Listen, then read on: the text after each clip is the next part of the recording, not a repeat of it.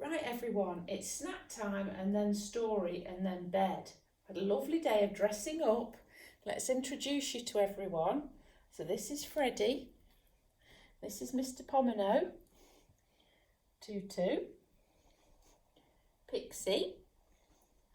Mojo, who's been Wonder Woman today. Wooey. Ruby. And last but not least, Ernie. And today's story is all about Ernie.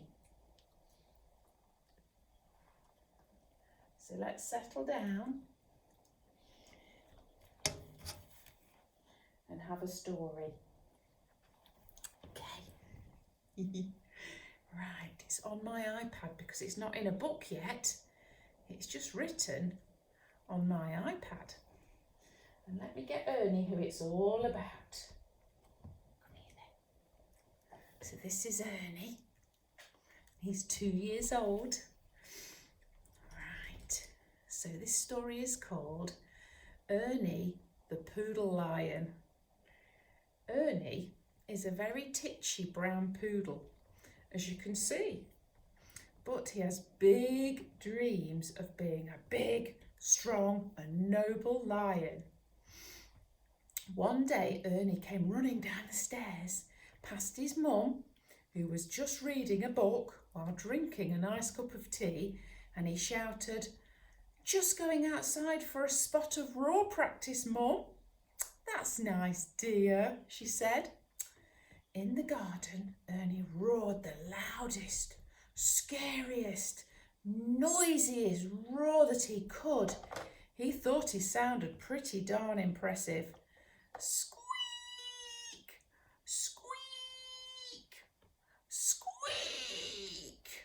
"I am Ernie, Lion Lord of the Garden." From over the fence, Ernie heard a sniggering noise and then a rude snort. "Ha ha! Some lion you are, Mr. Squeaky." Ernie was so embarrassed. "Shut up, Roger. What do you even know about lions, huh?"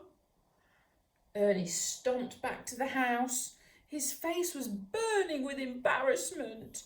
He needed to do a bit more lion studying. "Mum, can I watch the Nature Channel, please?"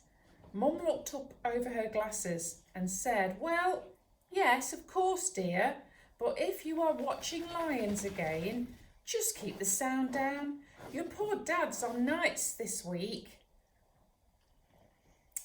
How was Ernie ever going to learn how to be more lion-like with the sound down? "Don't forget you've got the barbers later, dear," called Mum from the kitchen. "Okay, Mum. Hey, Mum. Mum, don't cook my dinner tonight. I'll have it raw again, please."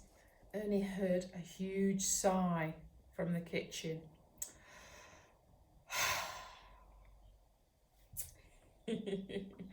He leapt back up the stairs and got all his lion books out from under his bed. To become a lion, I have to think lion, act lion, and then I'll become a lion. I just know it. And Ernie's watching Captain America and Wonder Woman down here getting up to mischief. You coming up, Wonder Woman? Come on. Here she is. He was really studying his books, and he noted the particular wild and long mane the boy lions had. It made them look very, very impressive. He ran into the bathroom and looked at his own very boring mop of hair in the mirror. Ernie suddenly had a brilliant idea. Before too long, it was time for the barbers. Mum and Ernie went through the door of Mr. Smith's hair emporium. "Hey, Mum, you go and get your shopping done. I'm a big boy now. I can wait on my own."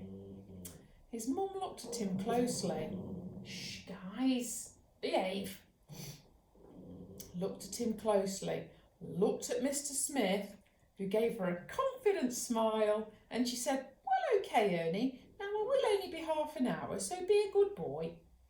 Ernie got his lion book out straight away and he had a bookmark in exactly the right page. It was his turn.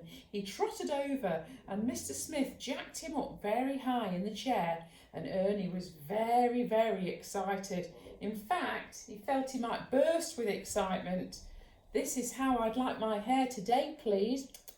He showed Mr. Smith a picture of a noble lion, gazing over his pride, looking all magnificent and stuff. Mr. Smith raised one perfectly plucked eyebrow and said, "And Mum's happy with this?" "Oh, yes, of course, that's why I've got my book with me to show you." Ernie once again felt his face burning, as he had just told an actual big fib. Mr. Smith looked at the picture and got his extra big scissors and just started snipping and cutting and hair was flying everywhere. "Come here, Grumps. Are they bothering you?" Hair was flying everywhere. Ernie kept his eyes on his book. He dared not move a single muscle in his head, though he was thinking, "Lion, lion, lion, lion!" The snipping stopped. Ernie raised his eyes. He looked. He blinked. He stared. He puffed his chest out and shouted, "I am Ernie! Hear me roar! Ernie! Mr. Smith! What on earth have you done to my little boy?" Mum was running around the shop, waving her arms about. Ernie was a bit sorry now. Scratch that. He was a lot sorry. Mr. Smith was saying sorry over and over again. Mum marched Ernie out of the shop so quickly his legs were going like the clappers. "Don't think I'm paying for this!" roared Mum over her shoulder at Mr. Smith. Nice roar, thought Ernie, but he wasn't about to say that to Mum. "And we won't be coming back!" He's got school next week. What on earth is his teacher going to say? Dread to think. "We'll go down the canal path so that nobody can see how silly you look." Oh, Ernie felt so bad.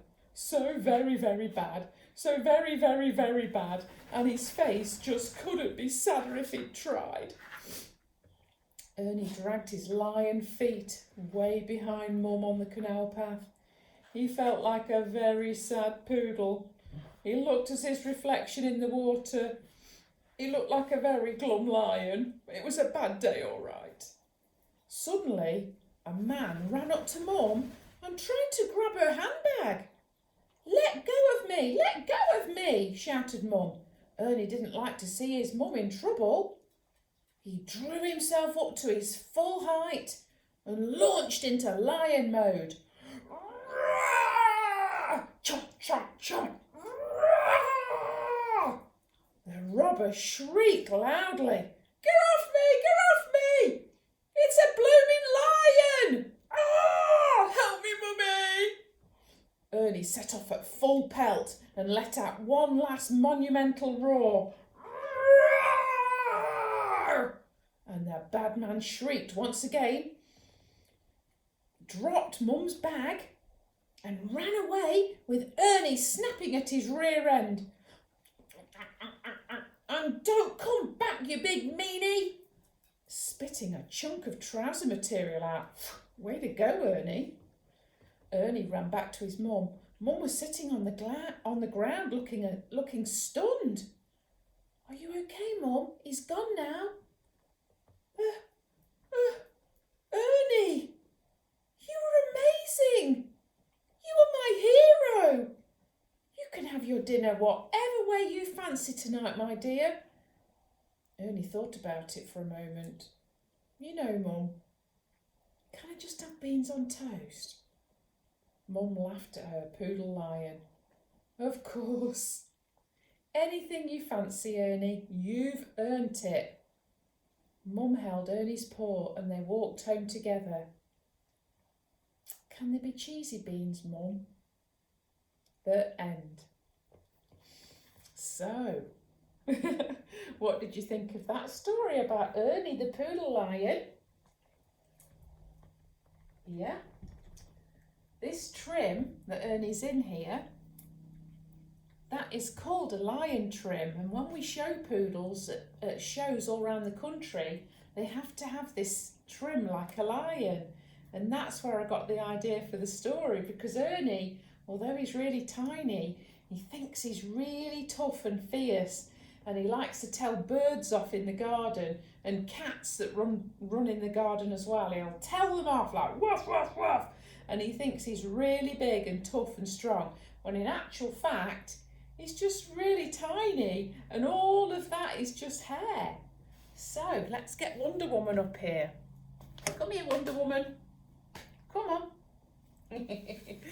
So we hope you enjoyed that story. We're going to read another one very soon.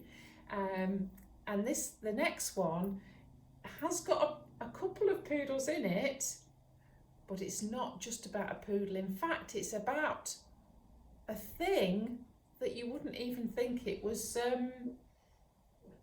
it could tell a story. You would not believe it, that it had anything to say to us at all.